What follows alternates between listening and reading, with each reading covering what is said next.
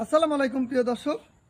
মালটা গাছে এই যে দেখেন এই মালটা এবং এই মালটা, এই দুটি মালটা গাছেই এই যে ইয়েলো মোজাইক ভাইরাস, অর্থাৎ পুরো পাতাগুলো দেখেন একদম হলুদ হয়ে গেছে এবং মোজাইকের মতো ইয়েলো মোজাইক ভাইরাস দ্বারা আক্রান্ত হয়েছে। এটি বিভিন্ন কারণে হয়ে থাকে।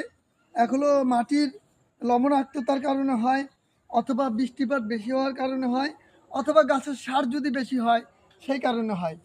তো যেটি হোক, এটি হয়েছে। এখন এটার প্রতিকার কি? এটার প্রতিকার হলো যে প্রথমে বায়োকিন অথবা বায়ো এনবির নামক ছত্রাকনাশক দুইটার কম্বিনেশন করে এই পুরো গাছটাতে স্প্রে করতে হবে এবং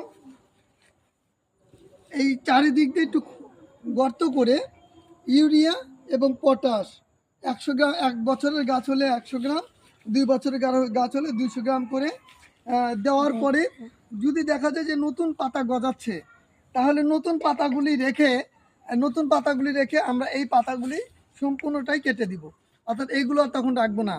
আর যদি এরপরেও যদি গাছের আক্রান্ত রোগ ভালো না হয়, তাহলে আমরা গাছটাকে পুরোপুরি প্রুনিং করে দিব, অর্থাৎ গাছকে আমরা পুরো ছেটে দিব, কোনো পাতাই গাছের সঙ্গে অবশিষ্ট রাখবো না। তাহলে নতুন করে আবার নিচ থেকে যে কুশি নিবে সেটি আবার নতুন গাছের জন্ম দিবে।